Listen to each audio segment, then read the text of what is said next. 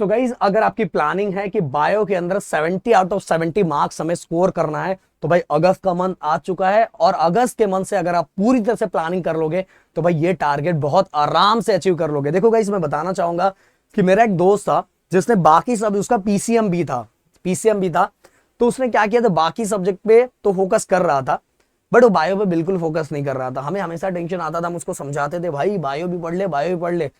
उसने क्या technique last में अपनाया पता है, उसको विथ इंटरनल मार्क्स के साथ ही 82 मार्क्स मिला था 100 में। तो जो प्रैक्टिकल होते हैं उसके साथ ही उसको 100 में से 82 मार्क्स मिले थे और सब शॉक हो गए थे जब उससे डिस्कस किया गया कि भाई तूने ये स्कोर कैसे किया।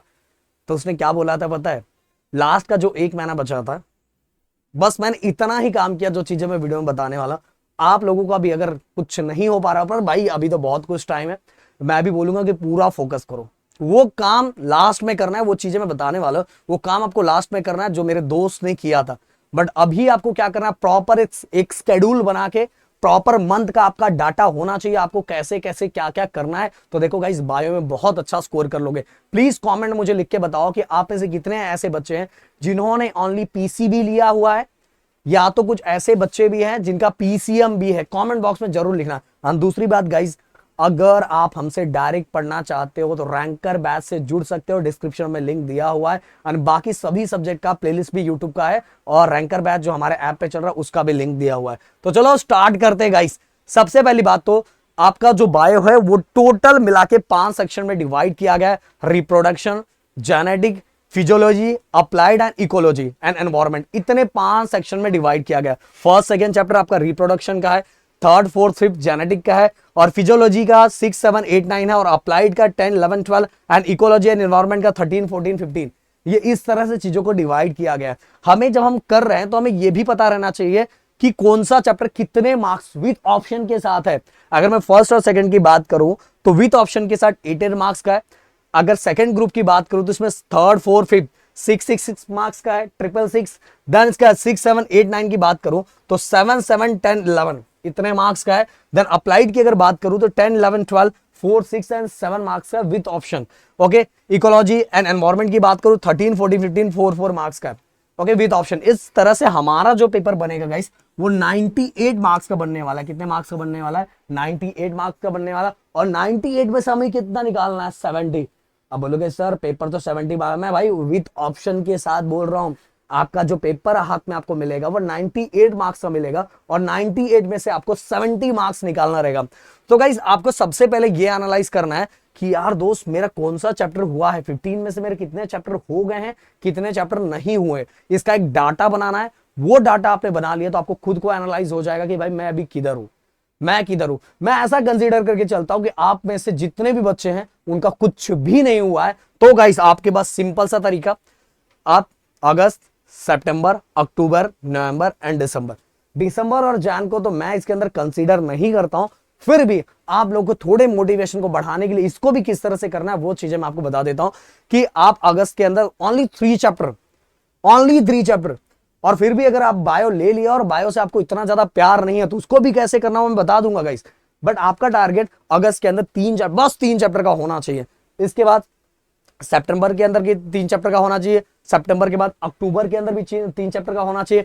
नवंबर के अंदर भी 3 चैप्टर का होना चाहिए। और यहां तक अगर आप पहुंच गए ना भाई, मोटिवेशन नेक्स्ट लेवल बढ़ जाएगा। ओनली 3 चैप्टर, ज्यादा कुछ नहीं, 3 चैप्टर बस मेरे को चाहिए। फिर इसके बाद दिसंबर के अंदर मैं आपको बताऊंगा कि दिसंबर और जैन मिला के आप 3 चैप्टर कंप्लीट कर सकते हो। हाँ मतलब 1.5 ऐसे करके, और बाकी जो है सब में रिवीजन भी कर सकते हो। देखो इस बायो के लिए एक चीज क्लियर कट आपको बताना चाहूंगा कि आप अगर यहाँ फर्स्ट सेकंड थर्ड कर रहे हैं, सेकंड चैप्टर पे अगर आप पहुंचे तो अगर आप आज मान लो बायो का आज आपका पहला दिन है, आपने आज से स्टार्ट किया, तो आज आपने जो पढ़ा तो कल जब स्टार्ट कर रहे हो तो स्टार्टिंग का 15 to 20 मिनट्स आपको रिवीजन के लिए रखना है, जिससे क्या होगा कि आपका साथ में रिवीजन भी होता जाएगा और आगे आगे भी बढ़ते जाओगे। ये नहीं कि आप आगे पढ़ते जा रहे हैं पीछे भी ध्यान ही नहीं है, नहीं।